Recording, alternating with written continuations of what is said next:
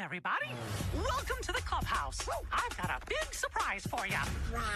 What is it? Disney Junior's Mickey Mouse Clubhouse Plus. I can't wait to see ya. Monday mornings on Disney Channel.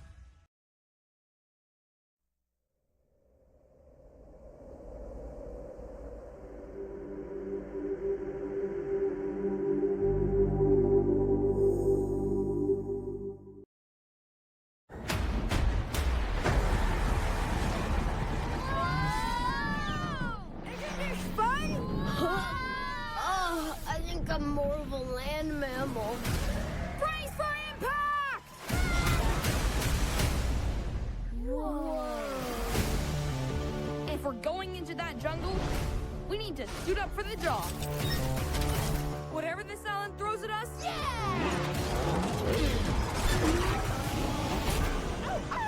we'll be prepared.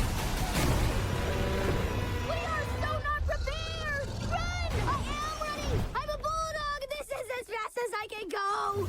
This summer, Dino Island is the greatest discovery in the world. I'm Rex.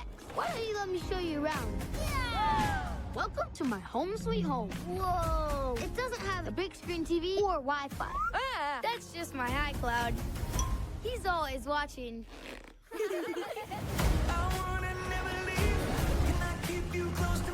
This island has the biggest diamond mine in the world. come here, beautiful. When in doubt, we blast it! That's a volcano! You're going to destroy the island! We need all the help we can get!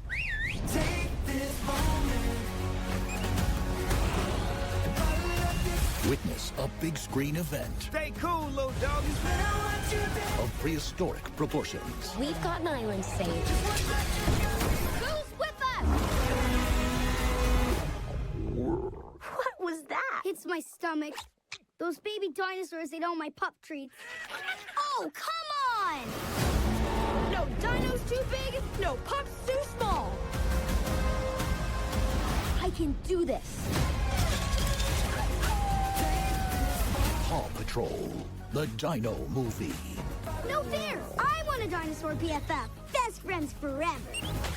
Oh, ow, ow, ow, ow, ow. Okay, stop, never mind.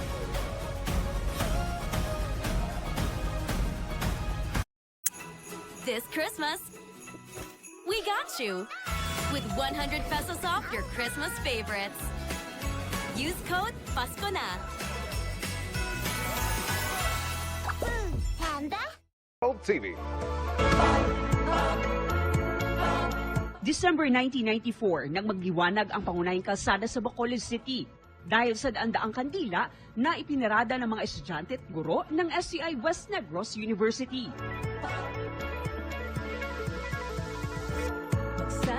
Sa paglipas ng taon, ang mga kandila unti-unting naging moderno at naging makulay na parol. Sumabay man sa nagbabagong panahon, di pa rin nawala ang tunay na diwa ng nooy payak na selebrasyon, ang kapanganakan ni Kristo na tanglaw ng buong mundo.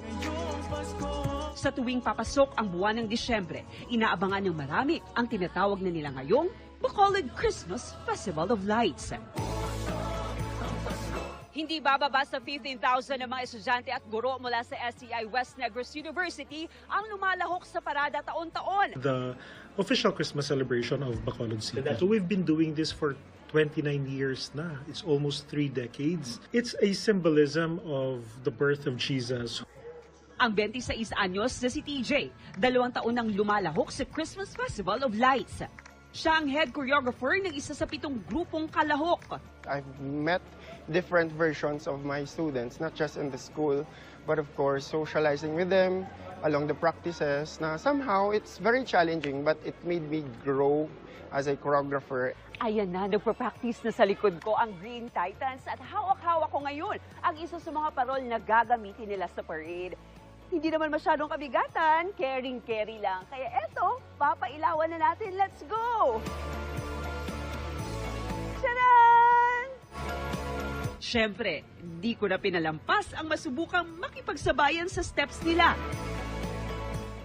At nitong Sabado, muling nagningning ang City of Smiles Sa tema na Christmas for Kids, napuno ng ingay at saya ang kalye. Pabonggahan ng mga kalahok sa parada. Di lang bida ang mga nagagandahang parol. Meron na ring floats at street dance.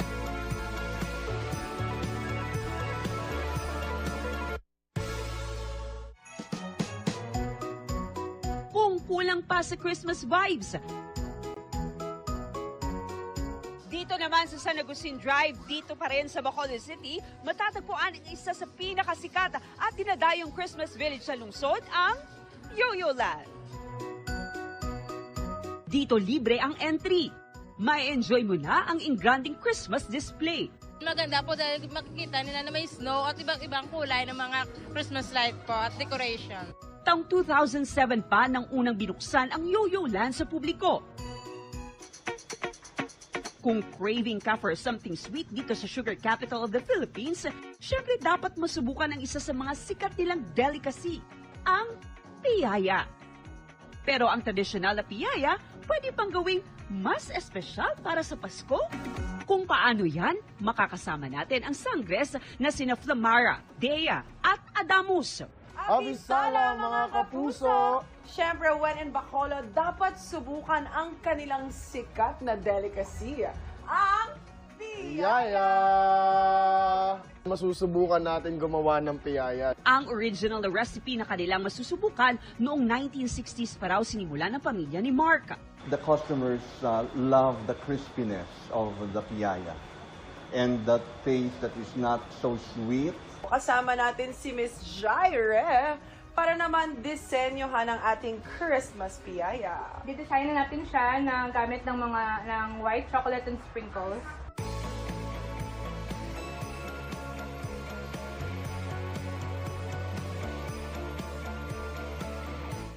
Mga kapuso, patikim pa lang yan kung gaano kasaya at katamis ang Pasko namin dito sa Bacolod City. Para sa Balikbayan Paskong Pinoy 2025.